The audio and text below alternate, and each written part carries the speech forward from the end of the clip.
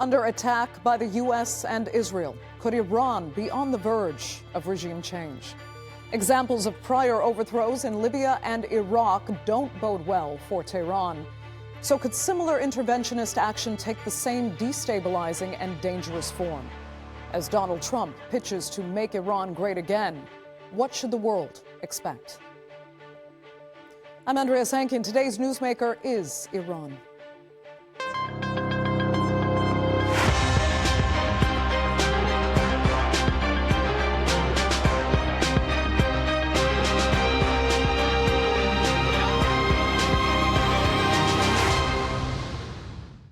In the lead up to the Iraq War, the U.S. government told the world that it was ensuring global safety by wiping out weapons of mass destruction and, by default, taking down a dangerous dictator.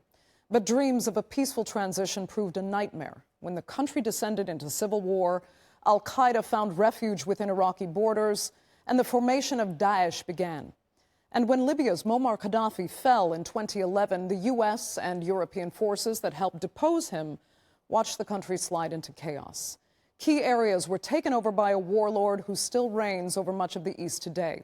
So are parallels and precedents being ignored amid calls for regime change in Iran? Here's a look. With the US and Israeli leaders encouraging regime change in Iran, some say the parallels with Iraq and Libya are uncanny.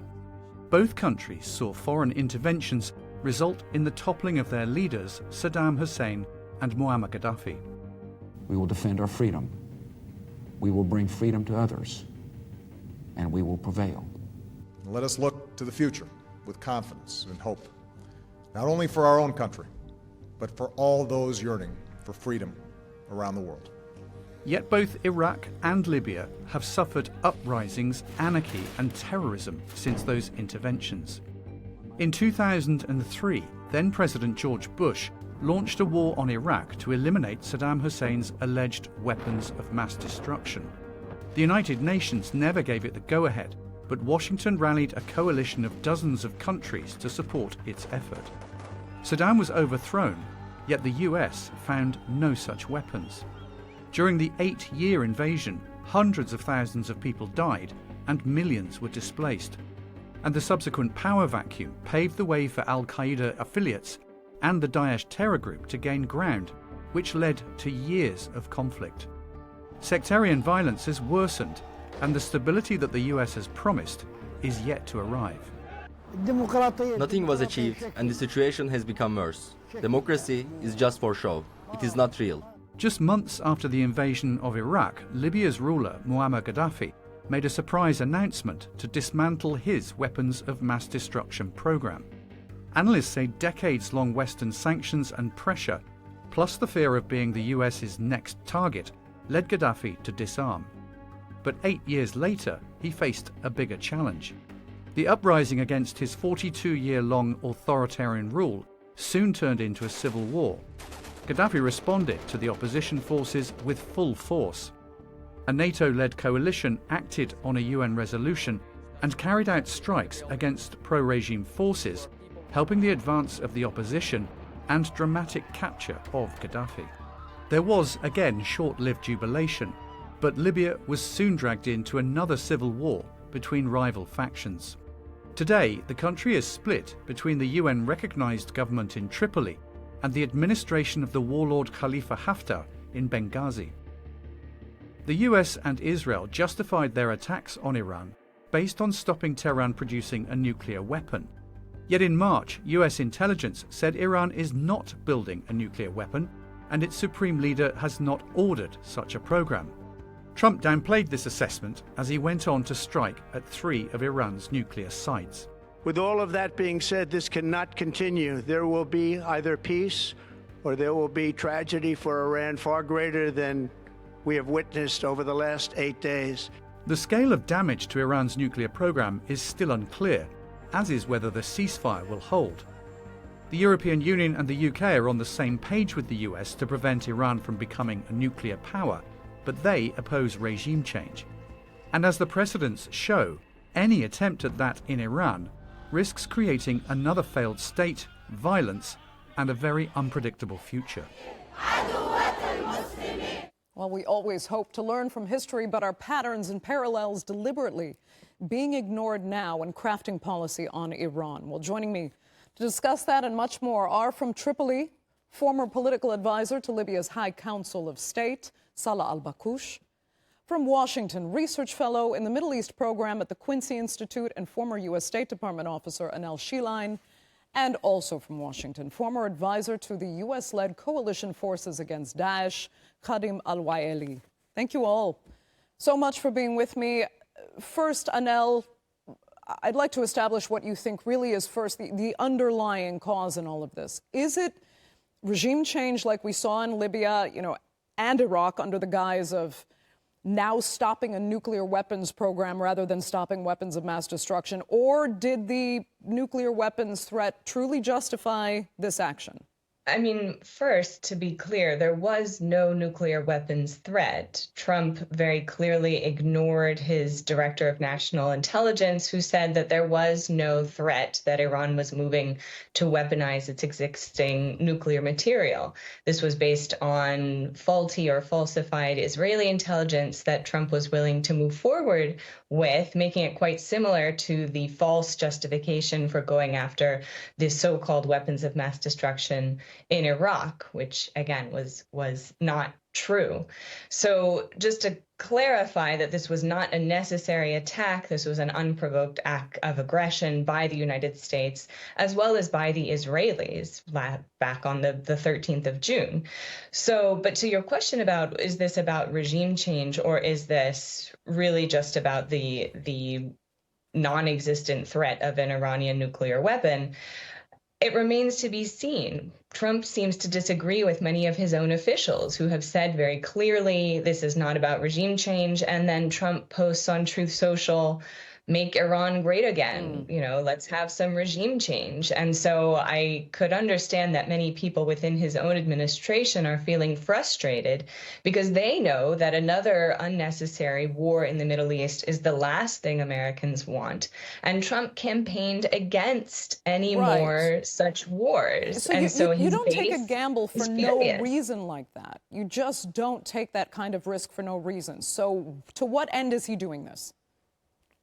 He is frustrated because the negotiations with Iran were not proceeding quickly enough. Trump is not a patient man.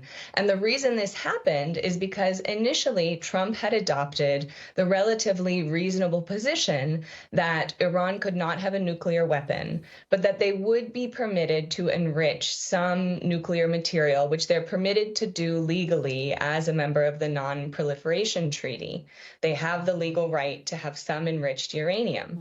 However, the Israeli position was that Iran should not be allowed to have any enriched material. And once Trump adopted that position, which was a red line for Tehran, the negotiations stalled. And so Trump was feeling frustrated that it didn't seem like his nuclear deal was getting anywhere.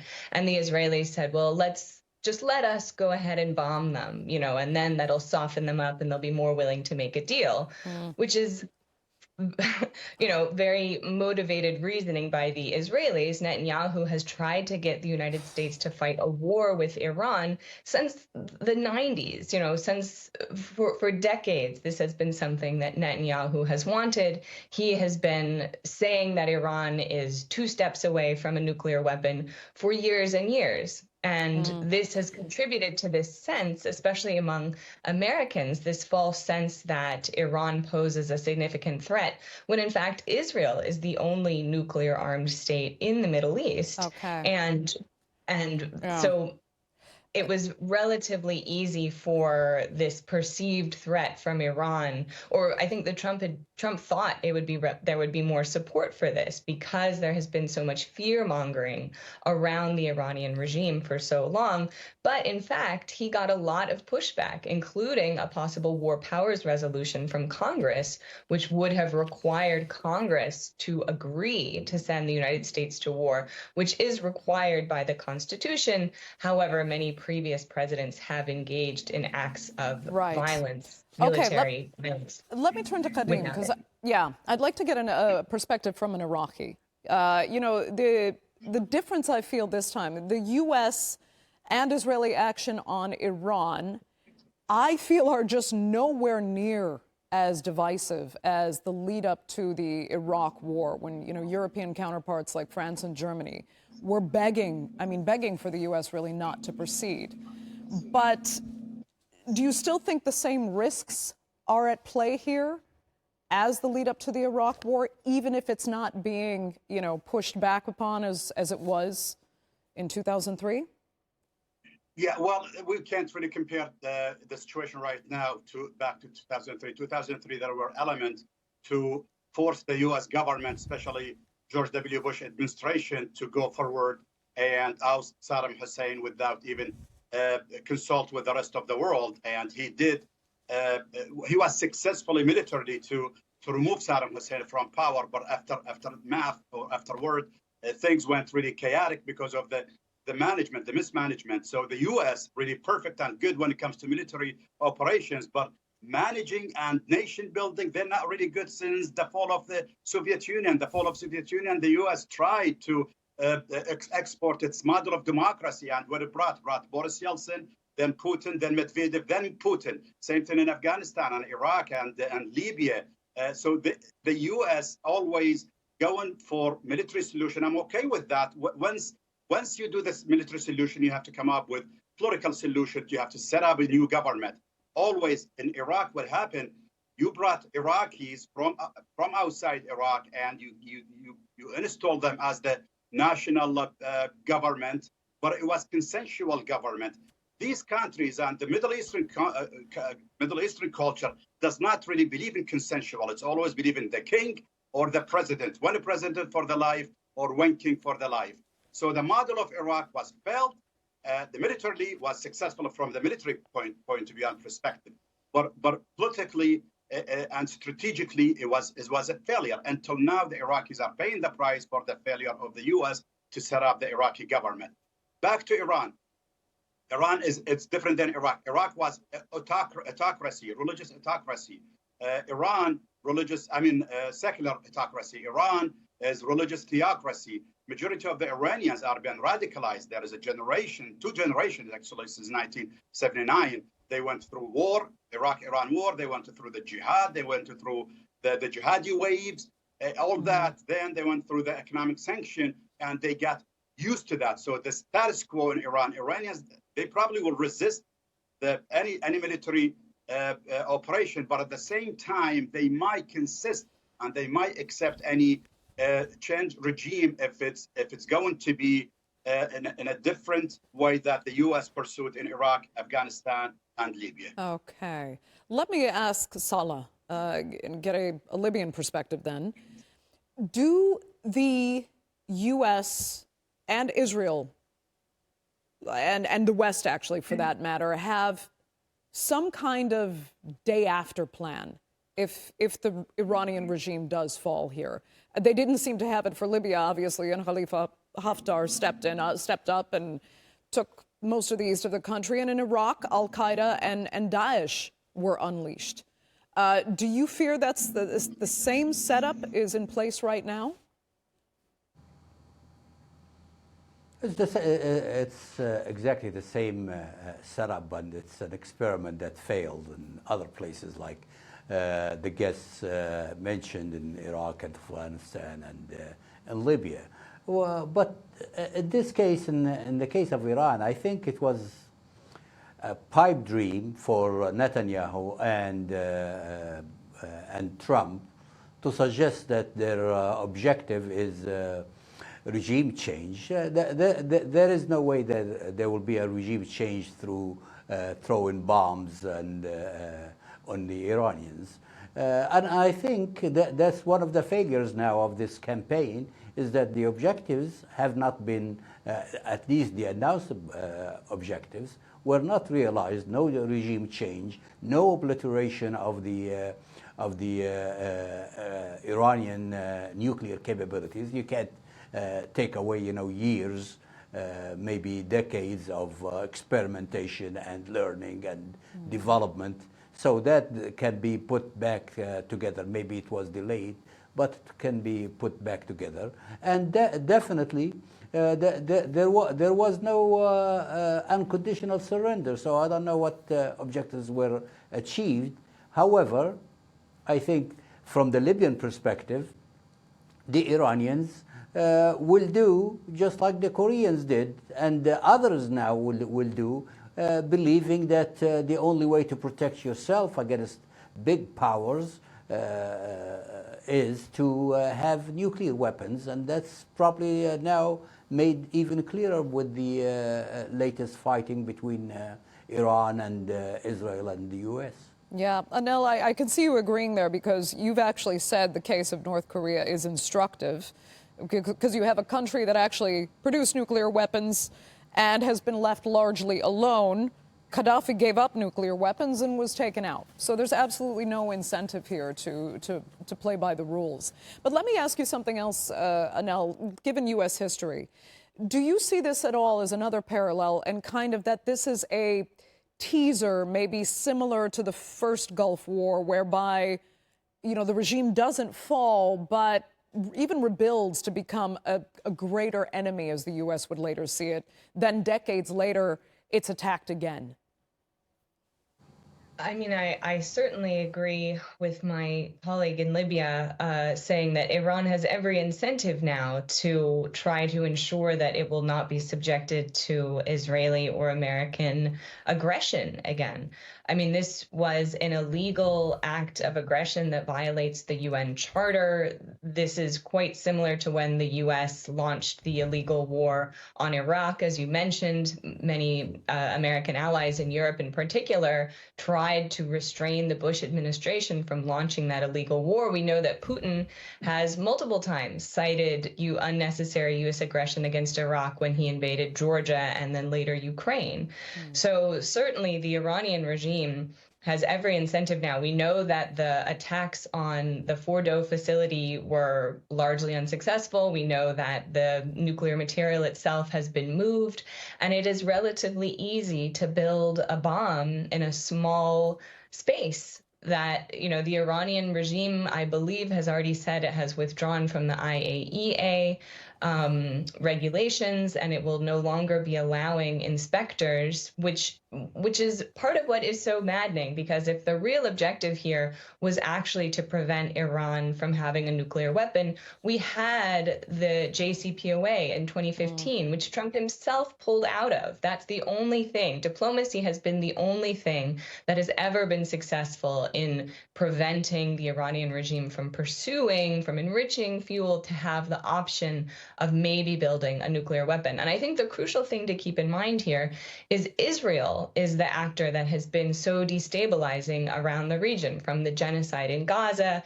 attacks on Lebanon, continually attacking Syria, now attacking Iran.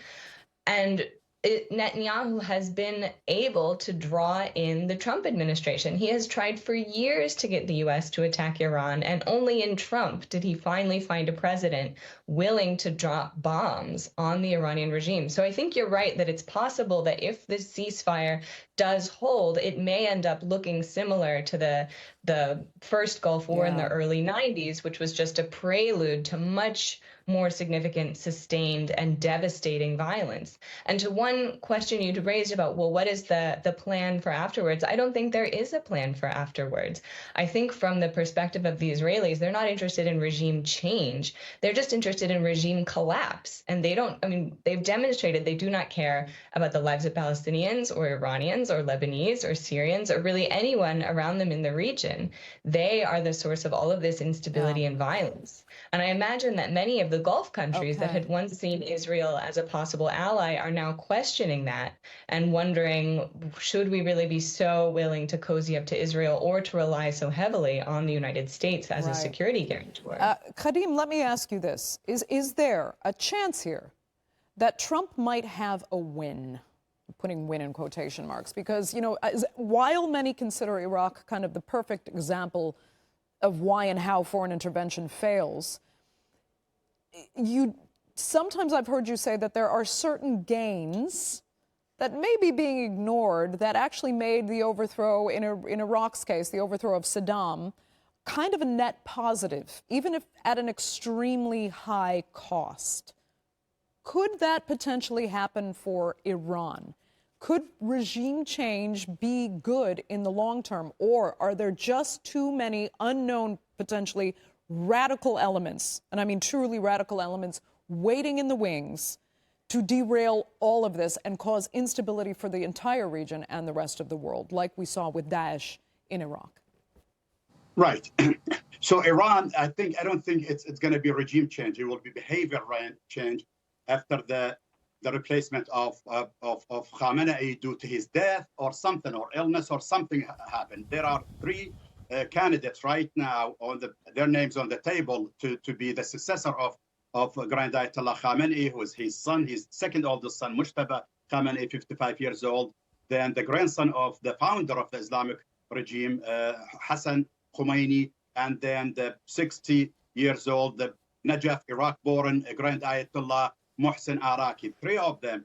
If one of these gentlemen or the Grand Ayatollahs became the supreme leader, might change the behavior because they will be young and they didn't go through the war, Iraq-Iran war, the jihadi war at that time, and they did not go through the revolution. So there are means that they can change the behavior of the Iranian regime. But the Iranian regime is a theocratic regime. The Grand Ayatollah, he is the president, he's the legislative power, he's everything. He's the one who vets the president candidate. And even the president, although he's elected, but he has to be with the consent of the office of the Grand Ayatollah.